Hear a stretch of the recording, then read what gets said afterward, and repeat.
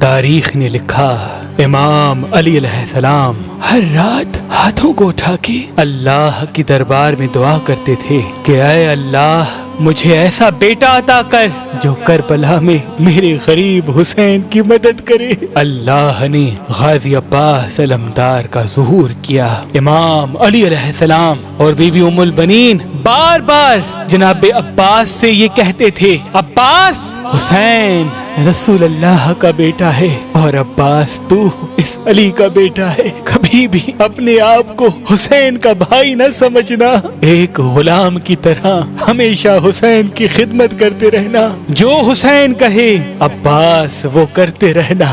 بس 10 محرم کے دن جب کرب و بلا میں ہر ایک شہید امام حسین علیہ السلام کے قدموں میں قربان ہوتا رہا، تاریخ نے لکھا حضرت عباس علمدار اپنی آنکھوں کے سامنے اپنے بھائیوں اور بچوں کو قربان کر دیتے ہیں اور بار بار نواسائے رسول کے قدموں میں بیٹھ کے کہتے ہیں، اے میرے آقا حسین اس غلام کو بھی اجازت دو۔ امام حسین فرماتے ہیں، عباس یہاں شجاعت کا امتحان نہیں، ہمارے صبر کا امتحان ہے۔ بس جناب عباس جیسے ہی امام حسین سے مل کے باہر آئے تو دیکھا بی بی سکینہ ہاتھوں میں مشکیزہ لیے جناب عباس کے قریب آئی اور کہنے لگی، چچا عباس میرے اصغر نے 3 دن سے پانی نہیں پیا۔ غازی عباس نے بی بی سکینہ کو دیکھا، خالی مشکیزے کو دیکھا، فرمانے لگے، اے میری آقا زادی میرے مولا حسین سے کہو میں آپ کے لیے پانی لے کے آؤں۔ بس بی بی سکینہ غازی عباس کو لے کے امام حسین کے پاس آتے ہیں اور کہتے ہیں، اے بابا چچا کو اجازت دو نہر سے پانی لے کے آئے۔ امام حسین علیہ السلام نے غازی عباس کے چہرے کو دیکھا، ایک آہ بھری اور فرمایا، سکینہ عباس جاؤ میری بہن زینب کے پاس، اگر میری بہن عباس کو اجازت دیتی ہے تو عباس تم چلے جانا۔ غازی عباس اور معصوم سکینہ بی بی زینب کے خیمے کے قریب آتے ہیں اور فرماتے ہیں، سلام ہو رسول اللہ کی نواسی پر۔ بی بی زینب جیسے ہی باہر آئے دیکھیں غازی عباس علمدار غلام کی طرح زمین پہ بیٹھے ہیں۔ بی بی زینب نے فرمایا، بھائی عباس کیا کہنا چاہتے ہو؟ غازی عباس نے فرمایا، اے میری آقا زادی اس غلام نے زندگی بھر آپ سے کچھ نہیں مانگا، آج کچھ مانگنے آیا ہے۔ آقا زادی زینب نے فرمایا، عباس حکم کر۔ جناب عباس رو کے کہتے ہیں، اے رسول اللہ کے نواسی 3 دن سے خیام میں پانی نہیں، بچے پیاس کی وجہ سے تڑپ رہے ہیں، اس غلام کو اجازت دیں کہ یہ میدان میں جا کے پانی لے کے آئے۔ جیسے ہی جناب عباس نے یہ فرمایا بی بی زینب زاروں قطار رونے لگی۔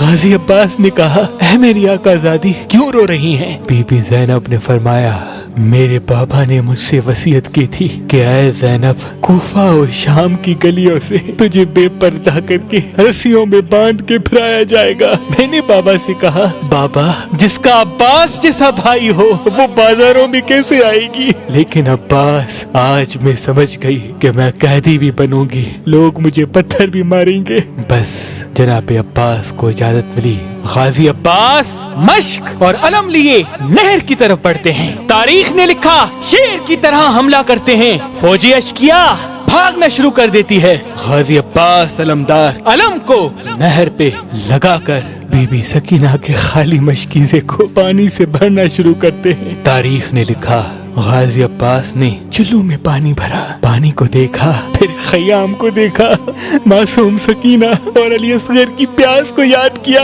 اور پانی کو نہر میں پھینک دیا۔ اتنے میں جناب عباس دیکھیں کہ آپ کا گھوڑا حسرت کی نگاہ سے آپ کو دیکھ رہا ہے۔ غازی عباس نے کہا، اے میرے گھوڑے تو بھی 3 دن سے پیاسا ہے، نہر کے سامنے ہے، پانی پی لے۔ گھوڑا اپنی زبان میں کہنے لگا، اے میرے آقا آپ میرے مالک ہیں، آپ نے بھی پانی نہیں پیا، کیسے ہو سکتا ہے؟ آپ سے پہلے میں پانی پیوں، پہلے آپ پانی پیے پھر میں پانی پیوں گا۔ بس جیسے ہی گھوڑے نے یہ کہا غازی عباس چیخ کے رونے لگے اور کہنے لگے، اے گھوڑے جب تو اپنے آقا کے بغیر پانی نہیں پی سکتا تو میرا آقا حسین 3 دن سے پیاسا ہے، اس سے پہلے میں کیسے پانی پیوں؟ بس مشکیزے کو بھر کے خیموں کی طرف بڑھنا چاہا۔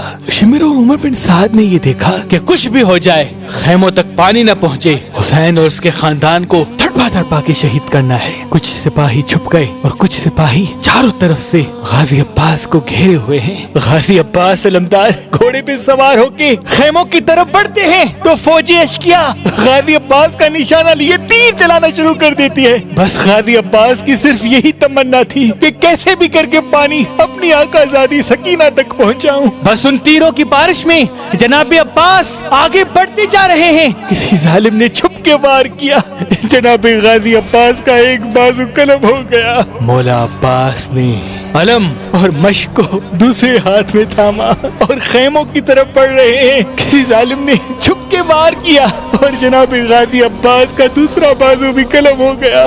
बस जनाब अब्बास मश्क को अपने मुंह में संभाल के खेमों की तरफ बढ़ रहे हैं। हजारों तीरों की बारिश जनाब गाजी अब्बास के जिस्म पे हो रही है। तारीख ने लिखा गाजी अब्बास के चेहरे पे जिस्म पे तीर लगना शुरू हो गए। एक तीर जनाब अब्बास की आंख में लगा। जैसे ही तीर मश्क को लगे और मश्क से पानी बहना शुरू हो गया, गाजी अब्बास ने बहती हुई मश्क को देखा, खेमों की तरफ मुंह करके कहा, मेरे मौला मुझे माफ करना। इतने में कोई जालिम जनाब गाजी अब्बास के सर पे वार करता है और जनाब अब्बास घोड़े की ज़ीन से ज़मीन पे आते हैं। वहाँ ये मंजर जब इमाम हुसैन अलैहिस्सलाम ने देखा, इन्ना लिल्लाहि व इन्ना इलैहि राजिऊन पढ़ा और नहर की तरफ बढ़ना शुरू किया। जनाब अब्बास के सर को अपनी गोद में रखते हैं। इतनी देर में जनाब अब्बास फरमाते हैं, ऐ मेरे आका मुझे माफ करना, मैंने कोशिश तो बहुत की लेकिन मैं अपनी शहजादी सकीना तक पानी नहीं पहुंचा सका। इमाम हुसैन ने फरमाया, अब्बास अल्लाह की मर्जी ये है कि हम सादात प्यासे रहकर अल्लाह के दीन पे कुर्बान हो जाएं और हमारी प्यास को कयामत तक याद रखा जाए। फिर गाजी अब्बास फरमाते हैं, ऐ मेरे मौला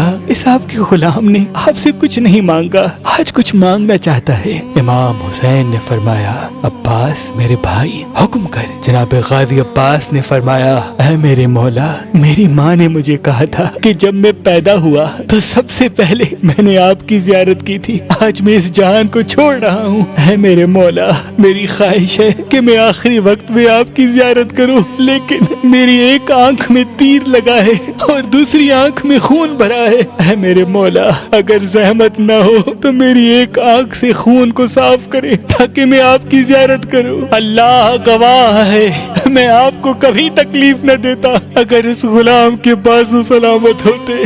बस इमाम हुसैन ने गाजी अब्बास की आंख से खून को साफ किया।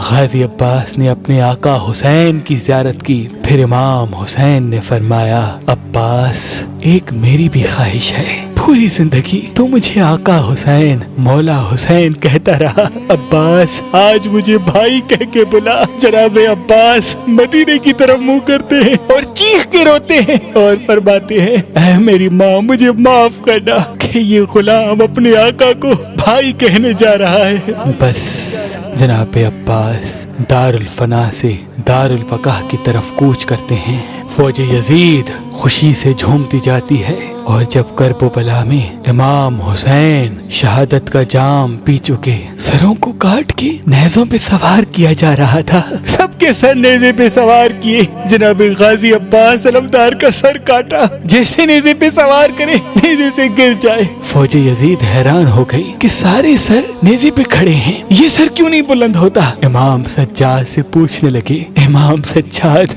गाजी अब्बास के सर के करीब आते हैं और फरमाते हैं, चाचा अब्बास ये जालिम पूछते हैं कि तुम्हारे चचा का सर नेज़े पे क्यों नहीं सवार होता। गाजी अब्बास के सर से आवाज आई, ऐ मेरे मौला सज्जाद मेरी आकाज़ादियाँ बेपर्दा खड़ी हैं, मैंने कभी रसूल अल्लाह की नवासियों को निगाह उठा के नहीं देखा, आज कैसे हो सकता है कि मेरा सर उनके सर से बुलंद हो। इतने में शिबिर कहता है, अब्बास के सर को घोड़े की जुल्फों से बांधो।